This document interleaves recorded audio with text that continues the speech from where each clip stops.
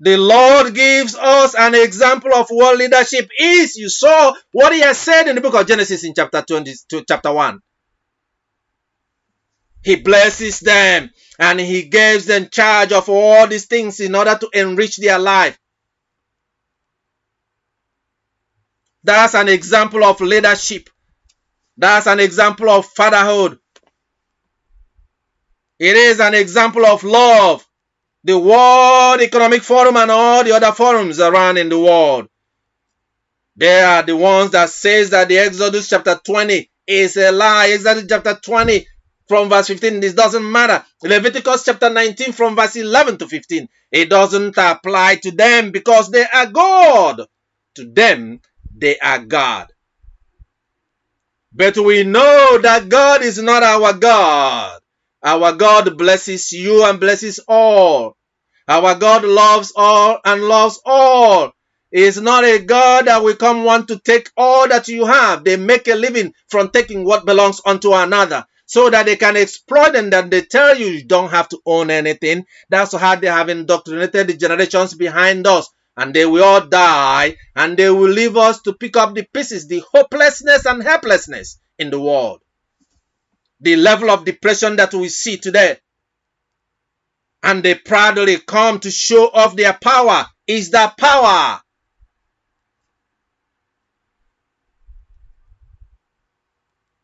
Look at what has happened in Ukraine. We have spent over $100 billion, but yet we have more than 10% of the population here in America who are poor and hungry, cannot feed themselves. Just go down in the communities and in the streets, and then you see the life that our brothers and sisters are living in this country. And somebody decides to give somebody away $100 billion, making us American slaves unto the Europeans in a war that is not our war, a fight that is not our fight, a fight that could have been prevented. Look at what he has done to our economy. Then those that are preaching and establishing poverty in all the nations of the South, today poverty is coming into their own land, threatening our own national security,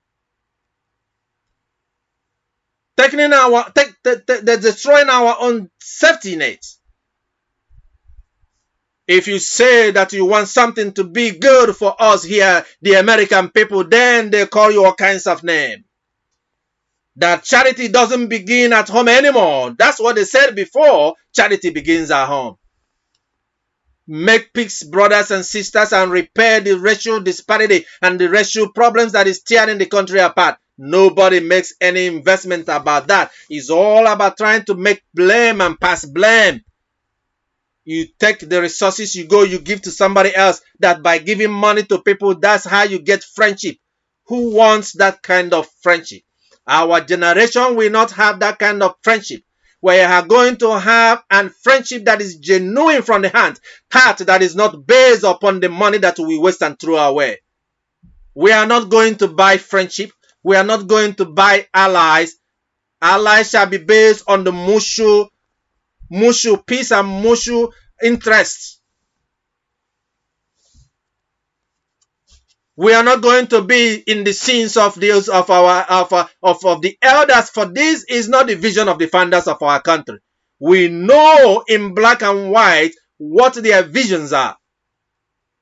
We know what their dreams are. We know all our dreams and our visions.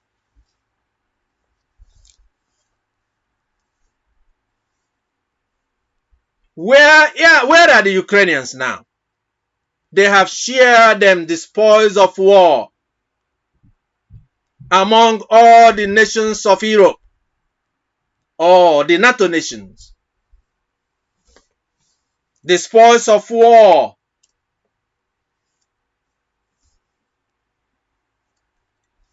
It is time for us to begin to think about something that the Lord has said in the Proverbs chapter 9 verse 10 to 12. The fear of God is the beginning of wisdom. They struggle and fight against God and against everything God has established. And there is no way we can live and say without Him, because evidence of God is in everything that we do, even in all our laws.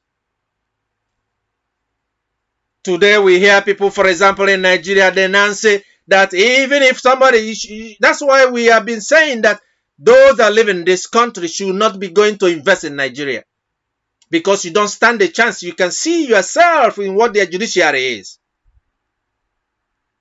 Somebody will issue you, a government will issue you a license for you to do business. And then when you go to their court, they will not accept your license as an evidence of the authority to operate. Because you have to go to the person that issued it and obtain a true copy. Otherwise, it has no probative value. They told those that went to cast vote that even their voter's card is useless, cannot be presented as an evidence of the right to vote. Because they have to go to the INEC to get a certified true copy. And then you go to the INEC, you will not find them, they will not issue you. And therefore, the card they gave you has no probative value. We know that in this country, by the laws of our land, that cannot stand. Otherwise, then our driver license and ID card has no value. You cannot produce it, you cannot use it. But we know that is what we have here, for example. So one must begin to think about what they do with their life, because they will answer for every of their thoughts. Those that sat in their bedroom to be able to concoct what they have concocted are confessing with their mouth what they had done and where it was done. And so when the Lord comes to ask you, what did you do with such an opportunity to be able to help your people to have a better life, to fear God? And then you tell them that you did support and cut election, but decided to overturn it and decided to make up all kinds of lies in order for you, for the sake of peace. But rather than tell the truth about what has happened, you begin to argue like God. They have seen how it turned out for Adam. When the Lord showed up in the Garden of Eden, he kicked him out of Garden of Eden. There was no mercy for him. So when people come to you and begin to proclaim, you must be careful. That is why I keep telling you, all the members of the soldiers, to be careful what you listen to. Be careful what they profess to you. Be careful who and you listen to and what you receive and allow to come inside of you.